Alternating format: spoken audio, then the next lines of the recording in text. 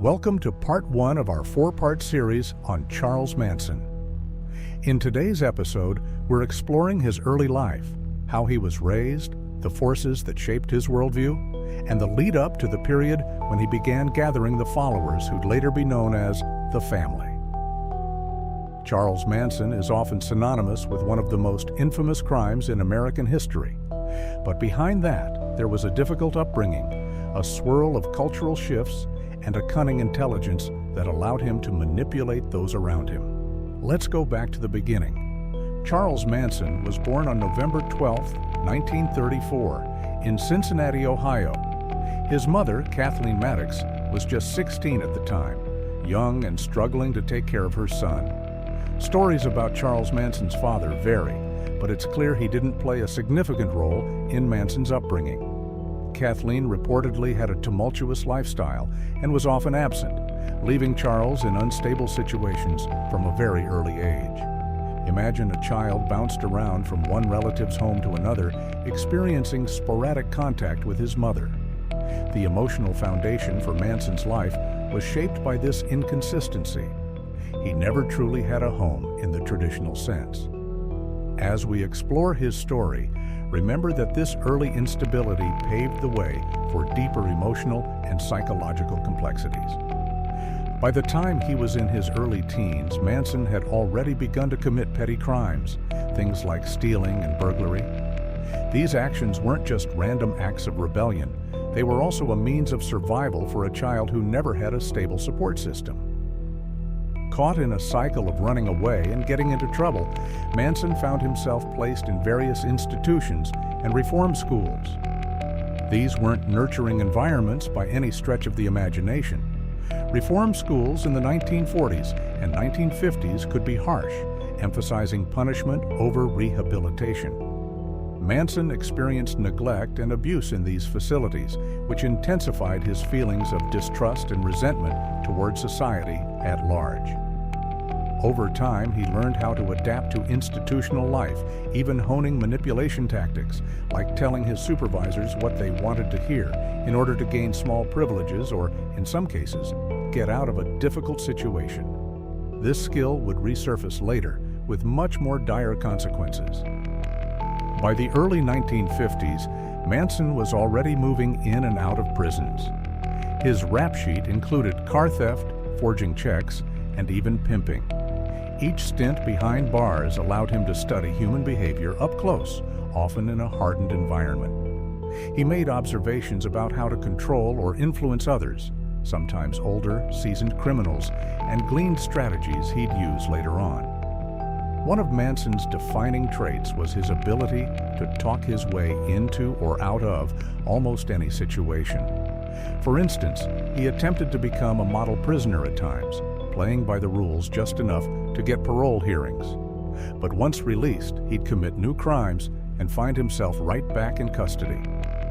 It became a vicious cycle, reinforcing his familiarity with and dependence on the prison system.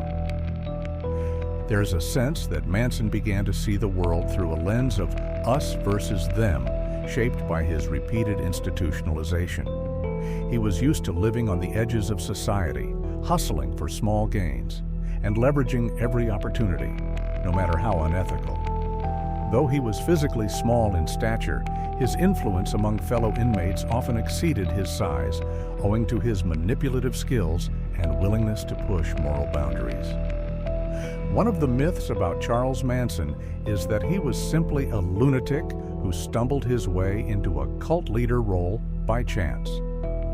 In reality, he was deeply curious about the power of music, religion, and emotional manipulation long before he attracted followers. Spending years behind bars, Manson read extensively, books on self-help, spirituality, and by some accounts, occult teachings. He was particularly fascinated by the idea of influencing minds, whether through religious themes or psychological strategies. During multiple prison stays, Manson dabbled in playing guitar and writing songs. He aspired to become a musician, believing that music was a vehicle not just for fame or money, but for swaying large groups of people. This focus on music would be crucial when he landed in California during the free-spirited 1960s. He saw the era's counterculture, characterized by anti-establishment beliefs and a hunger for spiritual exploration, as fertile ground for someone with his manipulative skill set. In 1967, after spending half of his life in institutions, Manson was released from prison. He asked the parole board not to let him out, a bizarre request that spoke volumes. He felt more comfortable inside the rigid structure of confinement than trying to navigate the complexities of the outside world. Yet, when his request was denied and he was indeed released, Manson stepped into a rapidly changing social scene. That summer, known as the Summer of Love, saw thousands of young people flock to San Francisco, searching for a new way of living, one marked by communal ideals, free love, and experimentation with hallucinogenic drugs. Manson, now in his early 30s, arrived as an outsider, but quickly picked up on the cultural currents. He began surrounding himself with impressionable people, mainly teenagers and those in their early 20s, who found his talk of love, freedom, and self-discovery irresistible. At this point, Manson had acquired a potent toolkit: charisma, drawn from years of learning how to con and manipulate people in prisons and reform schools. Music and spirituality. He latched onto the era's fascination with new forms of consciousness. A shrewd understanding of psychology. He knew how to identify an individual's insecurities or desires and offer solace or excitement. Though the details of his early adult years might seem less sensational compared to the events that would unfold in 1969, these formative experiences explain how he became the person who could command such control over the family. By the time he reached California, Manson was a man molded by hardship, institutionalization, and a unique knack for reading people, traits that set the stage for the radical and violent turn of events to come.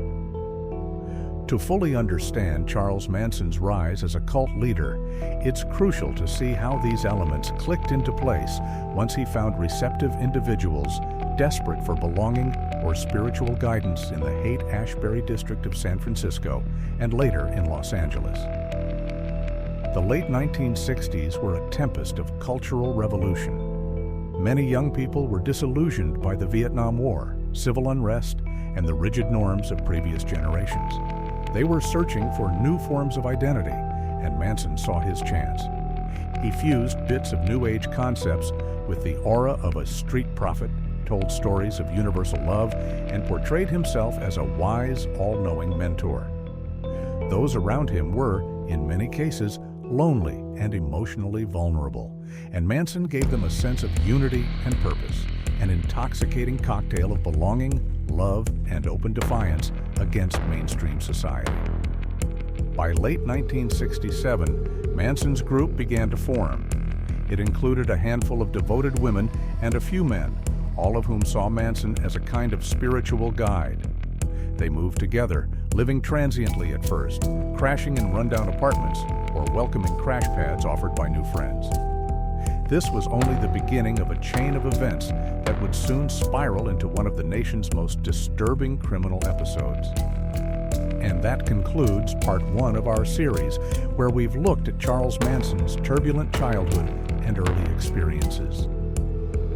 He was a product of instability, shaped by institutional environments and emboldened by a desire to manipulate others. The pieces are all in place now for how he would bring a group of followers under his sway. Next time, we'll explore how Manson moved from ex-con to self-proclaimed guru, forming what came to be known as the family. We'll examine the methods he used, drugs, music, and psychological manipulation, to create a devoted circle ready to follow him anywhere. Stay tuned for part 2, Forming the Family.